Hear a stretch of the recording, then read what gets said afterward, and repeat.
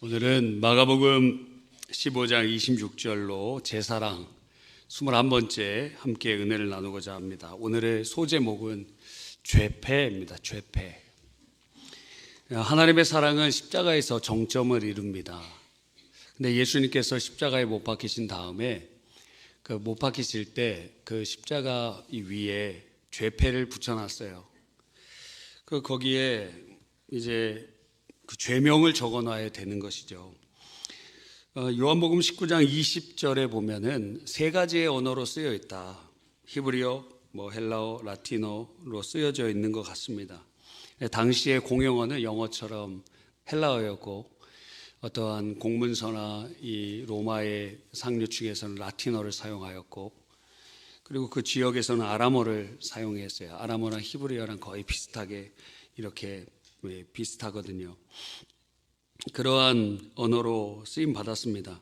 칼빈 선생님은 이것을 신학적으로 추석하기를 하나님의 아들의 죽음이 널리 알려지게 되도록 곧 온 사방 사람들로 하여금 그를 유대인의 약속된 왕으로 인정하도록 증거하신 셈이다.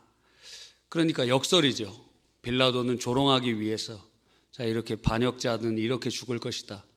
유대인이 자칭 유대인의 왕이라고 바꿔주십시오 했더니 아니다. 그러면서 그 유대인들을 동시에 조롱하며 동시에 이렇게 반역을 할 수 있는 사람들 이렇게 죽을 것이다 하는 본보기로 예수님의 명패에 유대인의 왕이라고 적혀 있습니다.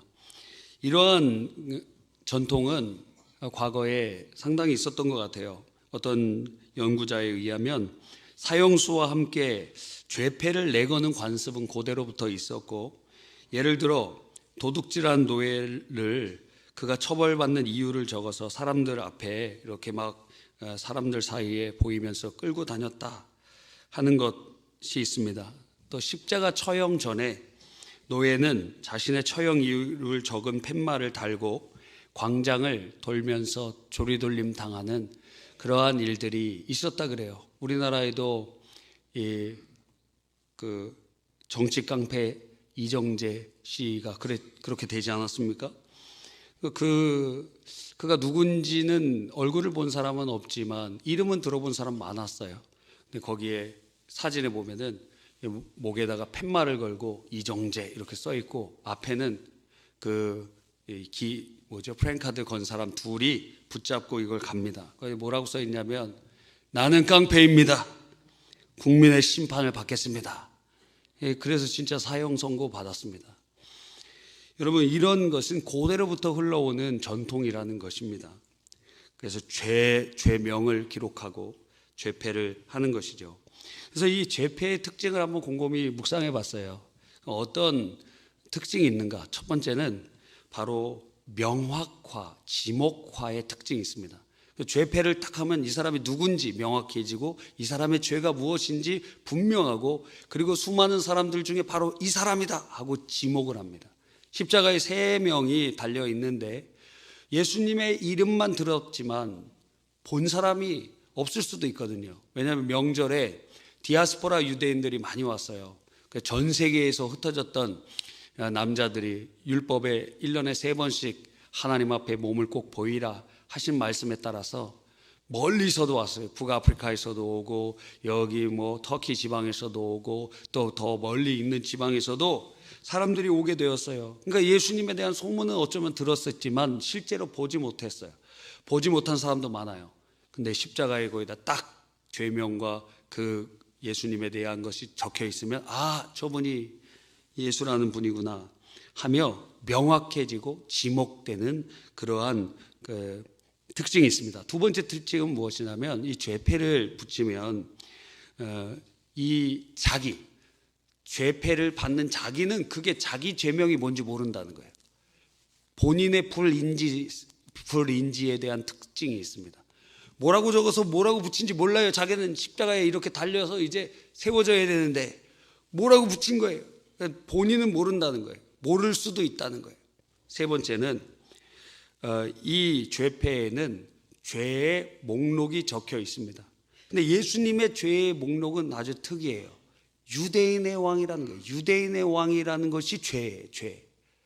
물론 로마 시대 때는 그 분봉왕 제도가 있었기 때문에 헤롯 같은 사람이 분봉왕이었잖아요. 로마의 어떠한 허락을 받아서 이 왕으로 이렇게 하는 경우들이 있습니다. 근데 유대인의 왕, 허락받지도 않은 이런 왕, 그러니까 이 반란의 어떠한 우두머리라고 생각을 했던 것이죠. 거기다가 이렇게 딱 붙여놨어요. 그런데 역설적으로 예수님은 진짜 왕이셨거든요. 우리를 죄와 사망과 저주에서 구원하시고 하나님 나라의 왕이시거든요. 그곳에 만왕의 왕이시며 만주의 주시였거든요. 그러니까 이스라엘 백성들이 그토록 원하던 구세주요 왕이신 분이 왔지만 요한복음에 보면 자기 땅에 오매 자기 백성이 영접하지 아니하였다 그랬어요. 그래서 역설입니다. 사랑하셔서 이 땅에 오셔서 주님이 이 땅에 오셨는데, 너희들이 그렇게 원하는 구세주요 왕이 오셨는데 왕으로 인정하지도 않고 오히려 예수님을 십자가에 못 박아 죽이게 되는 거예요. 죄명이 무엇이냐? 그토록 그들이 원하시던 그들의 왕으로 오신 예수님을, 그게 죄라는, 사랑으로 오신 것이 죄역임으로 받게 되는 것입니다. 성경은 그 이유에 대해서 이렇게 잘 말씀해 주세요. 고린도전서 5장 21절에 하나님이 죄를 알지도 못하신 이를 우리를 대신하여 죄로 삼으신 것은 우리로 하여금 그 안에서 하나님의 의가 되게 하려 하심이니라. 사랑하셔서 오셨어요. 그러나 사랑한 자들이 예수님을 십자가에 못 박았어요. 주님을 왕으로 영접하지 않고, 주님을 구세주로 영접하지 않고 오히려 그것을 죄목으로 삼아 예수님을 십자가에 못 박았어요. 그것은 하나님의 역설로 우리를 의롭게 되기 위한 사랑의 역설이었어요. 놀랍지 않습니까? 자, 그렇다면 이것을 정리해 보면, 그러면 명패를 붙인다는 것은 뭘까요? 라벨링 하는 거예요, 사람을. 라벨링이라는 건 무엇이냐면 이런 라벨지 같은 게 있어요. 이런 거를 태그를 붙이는 겁니다. 이렇게 이 사람은 예를 들어 옷을 사면은 태그가 붙어 있죠? 얼마짜리 이렇게 딱 붙어 있습니다. 여러분에게 탁 태그를 붙이면 얼마짜리입니까? 여러분은 예수님의 핏값이니 온 세상보다도 더 귀한 분들입니다. 할렐루야. 이렇게 사람들은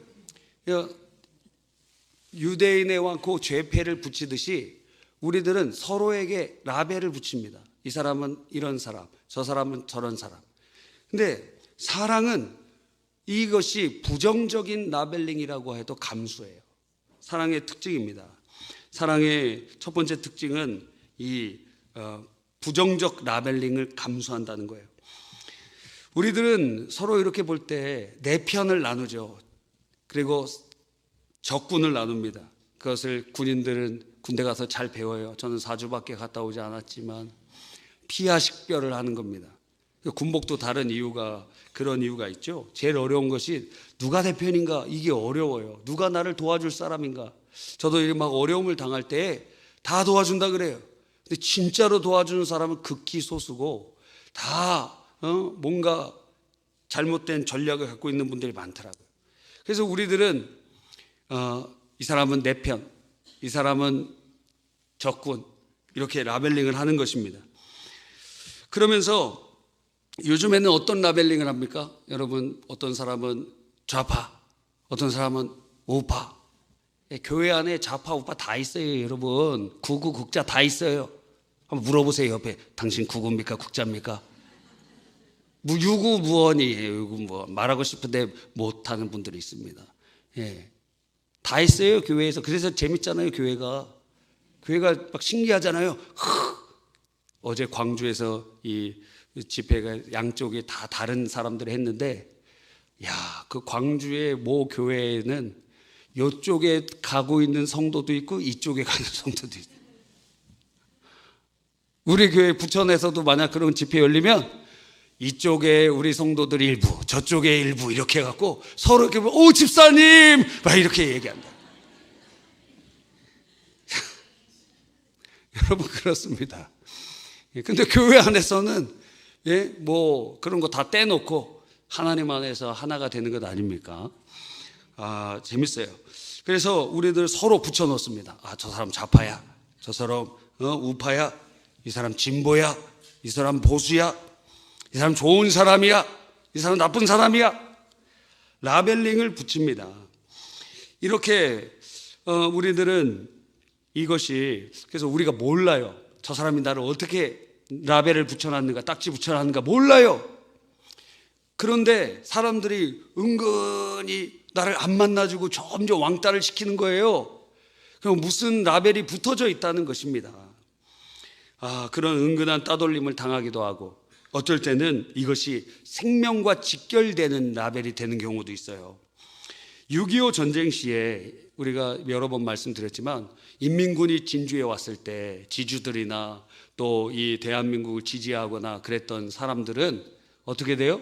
막 학살당하고 인민재판을 받아서 죽는 경우들도 많았어요. 그래서 어떤 사람은 이렇게 예수님 믿는 것이 어떻게 천국과 지옥을 나누느냐, 6.25 때 보면 그래요. 6.25 때 인공기 들고 그 인민군을 맞았던 사람은 그때는 살았어. 그런데 국군이 왔을 때 인공기 들고 있으면 그 사람 죽었어요. 욕설이죠. 깃발 하나 들었는데 삶과 죽음이 왔다 갔다 합니다. 그래서 국군이 수복하면 어떻게 되는지 아십니까? 너희들 저기 인민군에 부역했지, 그러면서 다 죽었어요. 그래서 동네마다 이 전쟁으로 죽은 사람보다 동네에서는 놀랍게도 동네 사람한테 죽은 사람이 많습니다. 이게 우리나라의 굉장한 역설이에요. 여러분, 또다시 그런 시대가 오기를 원하는 건 아니잖아요. 지금 정치적인 이슈 관련돼서 막 둘로 나눠집니다. 그래갖고 누구 상대방은 바다에다가 다 넣을 거예요? 같이 가야 될 것 아니에요. 저는 통일되면 저 북한에 있는 사람들은 죽을 때까지 그 주체사상 버리지 못할 거거든요. 통일이 정치적으로 돼도. 그럼 여러분, 그분들 감당할 수 있겠어요? 지금도 못 감당하는데? 그 사람도 죽을 때까지 안 바뀐다니까? 그리고 세대가 30년, 60년이 지나야 통일이 이루어지는 거예요. 정서적 통일이 이루어지는 거예요. 그러니까 진짜 저 북한은 통일이 딱 이루어져서 하나님께서 은혜를 주셨는데, 그 사람들의 사고체계는 타가서부터 그러한 사상들을 가지고 있었기 때문에 상당히 바뀌기가 어려워요. 그 사랑으로 감싸줘야 돼요. 언제까지? 그 다음 세대가 나올 때까지. 이게 굉장히 어려워요. 지금 우리는 서로 훈련 중에 있는 겁니다. 서로 사람들이 다른 의견을 주장하고 다른 생각을 하는 거, 그거 이제 통일을 위하여 그걸 어떻게 감싸 안을지를 준비시키는 거예요. 근데 이것이 어떨 때는 생명과 죽음을 나누는 라벨지가 된다는 것입니다. 그런데 사랑을 하면은 그 라벨이 문제가 되지 않습니다. 불이익을 당하겠다는 거예요. 사랑하기 때문에. 여러분이 통과하신 것처럼 예수님 믿는 사람들이 뭐라 그래요? 예수쟁이라 그러잖아요. 사람들이 뒤에서 수근수근 됩니다. 친척들이 모여서 막 제사 안 드리고 그러니까 왜 이렇게 유별나게 하느냐고 막 수근되기도 하고 그래요. 근데 여러분이 그렇게 하는 것은 주님을 사랑하기 때문입니다. 몇 주 전에 특별 새벽기도 때 제일 추웠어요. 영하 10도 이하로 막 떨어지는데 성도님들이 교회에 막 나오셔서 기도하는 것을 이렇게 보니까 참 대단하다고 여겨집니다. 여러분도 이렇게 주일날 이 자리에 이렇게 오신 거 보면 대단한 것 같아요. 와. 다른 사람은 뭐라 그럴까요? 주일날도 오고 주일 저녁 예배도 오고 새벽 기도도 오고 수요 예배도 오고 금요철야도 오고 토요 예배자 예배도 오고 구역 예배도 드리고 가정 예배도 드리고 뭐 다 해요. 그러면 그걸 가르쳐서 뭐라고 이렇게 라벨을 붙일까요? 미쳤다 그러게. 미쳤다. 미쳤어. 예수 믿으면서 미쳤다고 한번 얘기 못 들어보면 약간 부끄럽습니다. 네. 예수님 사랑이라는 것은 폭 빠져야지. 발만 담그면 그게 사랑입니까? 사랑하면 그 사람한테 올인해야지. 완전히 전폭해야지. 적당히 그냥. 그건 사랑 아니에요. 예수님께서 우리를 구원하시기 위하여 라벨링 당하신 것처럼 우리도 그리스도인이라는 라벨링을 받게 됩니다. 예수쟁이라는 라벨링을 받을 수 있습니다. 근데 주님 사랑하기 때문에 괜찮다는 거예요. 어떤 기록에 보면 그리스도인이었던 아탈루스는 이 투기장 주위를 끌려가면서 이 로마가 식민지 하는 곳곳마다 이 경기장들을 만들어 놨어요. 콜로세움만 있는 게 아니에요. 저희 그 지중해변 그 카이사르라는 도시에 가보니까 그 이제 그 이스라엘에 있는 카이사르 원래 거기 두 가지가 있거든요. 카이사라 빌립보 내륙에 있고, 그리고 카이사라 그 앞에 있는데 가보니까 굉장한 경기장의 그 모습들도 크게 있더라고요. 극장도 있고. 그곳에 사람 그 그리스도인을 끌고 가면서 라틴어로 뭐라고 써 있냐면, 이 자는 그리스도인 아탈루스이다. 그러니까 그리스도인이라는 것으로 라벨링을 지으면서 그게 죄목이 된 거예요.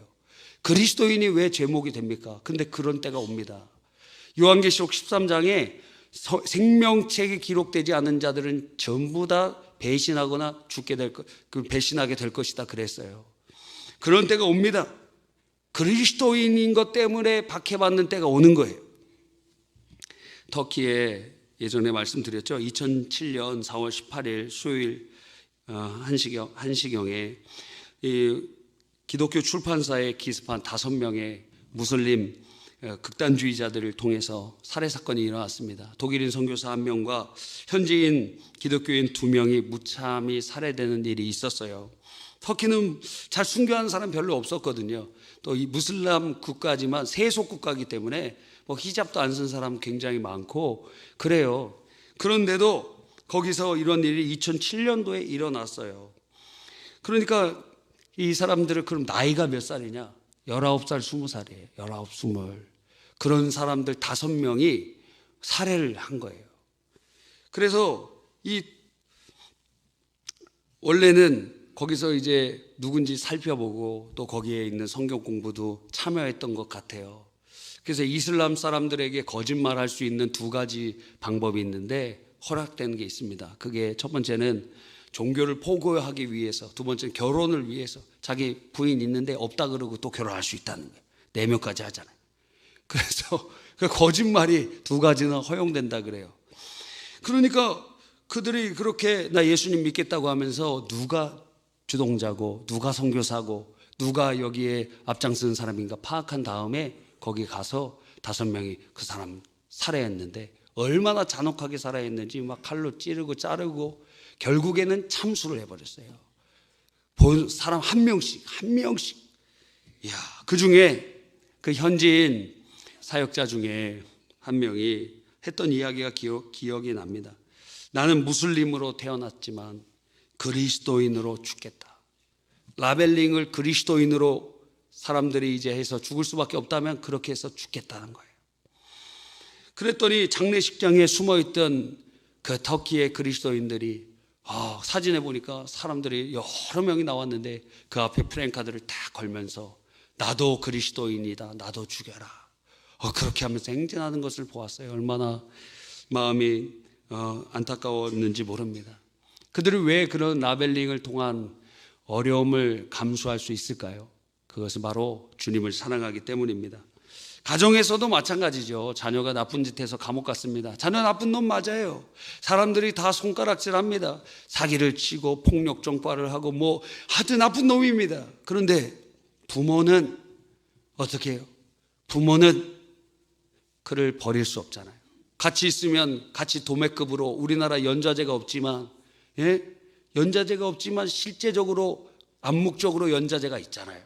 성경에는 연좌제를 금하고 있지만 이 세상에서는 아주 심하잖아요. 북한은 훨씬 심하고 거기는 계급 사회이기 때문에 혈통과 이런 이것이 굉장히 중요해요. 그래서 왜 김정은이 백마 타고 백두산 간지 아세요? 백두혈통이기 때문에 그래요. 백두혈통. 그래서 수령은 백두혈통만 되는 거예요. 백두혈통. 아주 재밌어요. 그래서 거기는 왕조 국가입니다. 봉건주의를 타파하는 그런 사회주의 국가를 건설한다 그랬는데, 사실 지금 봉건주의 국가보다도 더한 전체주의 지금 왕정 국가예요, 사실은. 여러분, 그러한 것입니다. 그래서 자녀가 감옥에 갔더라도, 감옥에 면회되면 너 네 아들이 그런 죄를 범했는데 너 옹호하는 것이냐? 아니, 죄를 옹호하는 거 아니에요. 근데 자녀이기 때문에 면회도 가고, 그리고 출소할 때 어떻게 해요? 두부라도 사고 하는 거예요, 부모가. 왜? 사랑하기 때문에. 자기 잘못한 거 없지만 같이 라벨링 당해도 사랑하는 것입니다. 여러분, 사랑하는 것은 그런 거예요. 여러분이 잘못한 게 없어요. 그런데도 라벨링을 당할 수 있다라는 거예요. 사랑하기 때문에. 동시에 또 무엇이 있냐면 우리의 적용점 중에 하나는 다른 사람을 라벨링하지 않는 것입니다. 이게 적극적인 방식의 사랑이에요. 우리는 항상 누군가를 구분하는데 이 구분을 선입견을 갖지 말라는 거예요. 이거 굉장히 중요합니다. 우리가 요즘에 이 혼란스러운 전국 가운데 라벨링을 막 합니다. 근데 갑자기 뜬금없이 이제 이것이 어떤 포비아가 되냐면 이 중국에 관련되어 있는 포비아가 점점 확장되면서 그게 어느 화살로 돌아가느냐 보니까 화교들한테에도 무슨 얘기들이 막 나오더라고요. 뭐 화교와 관련돼서 무슨 이런 것들이 얘기들이 막 나오더라고요. 왜 갑자기 글로 갔는지 모르겠어요. 물론 그게 불평등한 무엇인가가 있다면 그걸 잘 조정하면 되겠죠. 근데 그걸 희생양을 삼기 위해서 라벨링하면 안 된다는 거예요. 왜냐하면 이런 라벨링은 과거에도 있었거든요. 일제강점기 때 1931년도에 7월 달에 저기 중국 지린성 만보산 지역에 있었던 일입니다.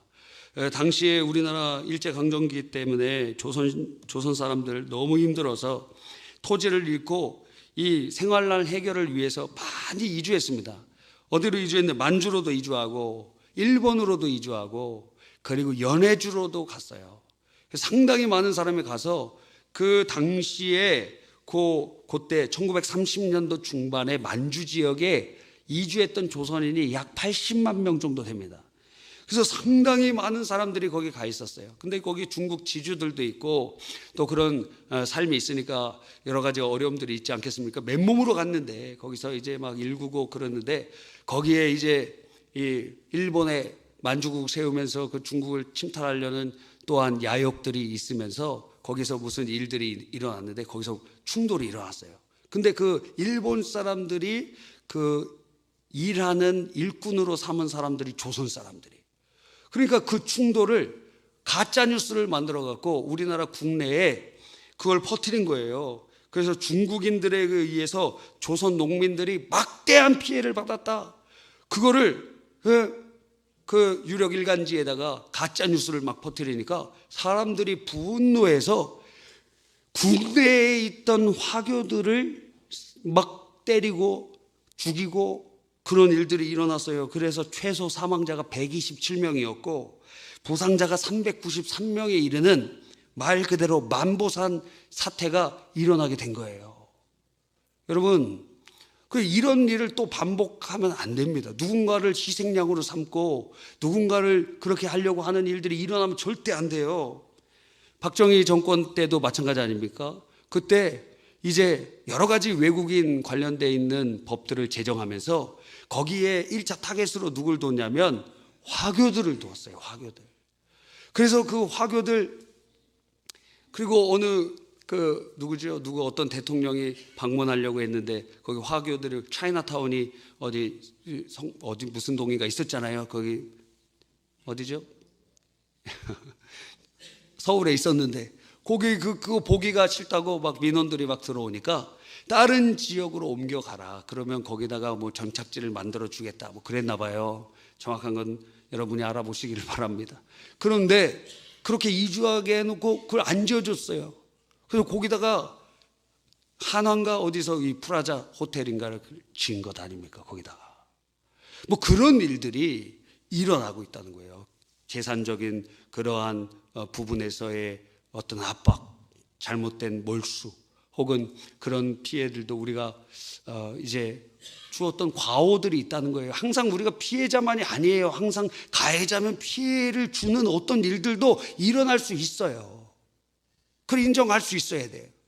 그런데 우리가 분노가 많아지면 그래서 딱지를 붙여 놓는다고요. 이 사람은 나쁜 사람, 이 사람은 문제 있는 사람 그러면서 탁 붙여놔요. 그러면 그게 폭발하는 시기에는 군중 심리가 막 일어나면 걷잡을 수가 없는 무서운 일이. 그래서 어제 집회를 보면서 그래도 우리나라가 참 민주주의 국가 맞구나. 서로 이렇게 서로 다른데도 이렇게 어떤 충돌이 일어나지 않는 걸 보면서 사람들이 상당히 성숙해 있기는 하구나 하는 생각이 들더라고요. 상당히 걱정도 많이 들고 그랬었거든요. 여러분, 우리가 사랑이라는 것이 다른 게 아니에요. 누군가에게 라벨링 하지 않는 것입니다. 이 사람 좋은 사람, 이 사람 나쁜 사람, 이 사람 어떤 사람, 이 사람 저런 사람. 그거 라벨링하면 선입견이 되고 사람들을 어떨 때는 피해를 주고 거기에 동조하게 되고 하는 일들이 일어날 수 있다라는 거예요. 여러분, 사랑이라는 것은 오늘 적용점 2가지를 말씀드렸습니다. 하나는 무엇이죠? 내가 사랑하는 누군가를 위해서 내가 라벨링은 받겠다 이거예요. 나는 받을 수 있다는 거예요. 그러나 동시에 내가 누군가를 바라볼 때는 라벨링하지 않겠다는 거예요. 그게 무엇이냐? 사랑이라는 거예요. 주님께서 라벨링 당하셔서 우리를 자유케 하신 것처럼 나는 받을 수 있어요. 사랑하기 때문에. 그러나 남을 라벨링하지는 않겠다 이거예요.